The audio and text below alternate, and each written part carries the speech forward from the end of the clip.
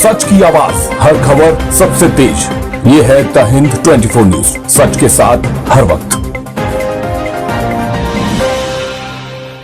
नमस्कार, आप देख रहे हैं द हिंद 24 न्यूज और मैं हूं आपके साथ साक्षी निर्वाण। आइए नजर डालते हैं आज की कुछ खास खबरों की ओर। बद्रीनाथ केदारनाथ मंदिर समिति में हुई कथित नकदी चोरी के मामले को लेकर उत्तराखंड कांग्रेस प्रदेश अध्यक्ष सुरेंद्र शाह ने राज्य सरकार पर तीखा निशाना साधा है। उन्होंने कहा कि यह मामला प्रदेश की आस्था और मंदिरों की व्यवस्था से जुड़ा है, इसलिए इसकी निष्पक्ष और पारदर्शी जांच होनी चाहिए। सुरेंद्र शाह ने आरोप लगाया कि मंदिर समिति में वित्तीय अनियमितताओं और नकदी चोरी की घटनाएं गंभीर चिंता का विषय हैं।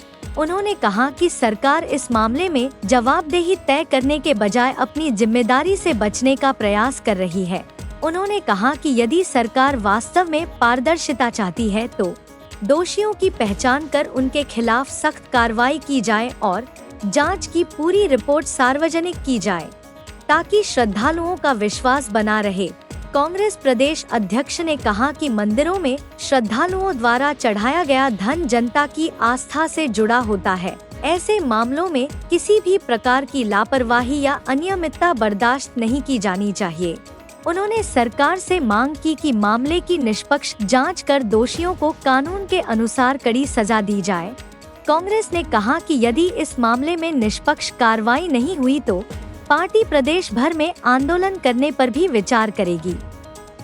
जी सर, बद्रीनाथ मंदिर समिति का जो चोरी का मामला सामने आया है, इसमें एसआईटी की जांच भी बैठी है, तो क्या आपको पूर्ण तरीके से भरोसा है एसआईटी की जांच पूर्ण तरीके से लीगली हो रही है? देखिए, भाजपा की सरकार है और भाजपा की सरकार में अगर कहीं आप ये कहें कि ईमानदारी से जांच होगी तो ये बेईमानी है। लगातार पिछले कई दिनों से, कई महीनों से कांग्रेस के लोग ये कह रहे हैं कि भाई बद्रीनाथ का सोना चोरी हुआ, उसकी क्या हुआ, उसके बारे में लगातार गुमराह करते रहे, उसके बारे में भी कुछ अभी तक नहीं हो पाया। ऐसे ही मैं समझता हूँ कि बद्रीनाथ के अंदर भी मात्र जो है छोटे कर्मचारियों पे गाज गिराकर जो बड़े मगरमच्छ है, भाई आखिर किसके कहने पे इतना बड़ा चोरी वहां पर हुई है? कोई तो बड़ा व्यक्ति होगा।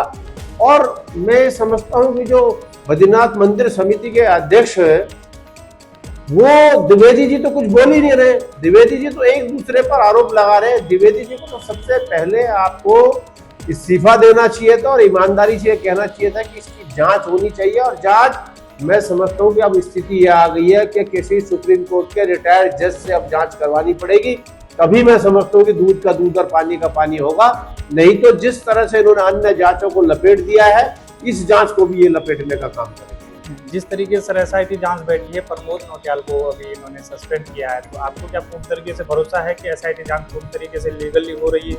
नहीं, पहले तो ये बताइए कि प्रमोद नौटियाल को अपॉइंट किसने किया? प्रमोद नौटियाल किस व्यक्ति के कहने पर अपॉइंट हुआ? और प्रमोद नौटियाल की क्या इतनी हिम्मत थी कि वो वहां पर जो है चोरी कर लेता? कहीं ना कहीं किसी बड़े आदमी का हाथ उसके सिर पर है, उस आदमी के गिरबान पर हाथ डालना चाहिए।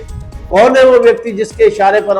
उसने भी ये कहा है, उसने भी ऐसा नहीं है, उसने भी इस बात को कहा है कि मैं कोई अकेले नहीं हूं, और भी लोग हैं। उसके बाद जब इन्होंने कार्रवाई करी तो एक दो लोग और पकड़े गए, लेकिन ये छोटी मछली है।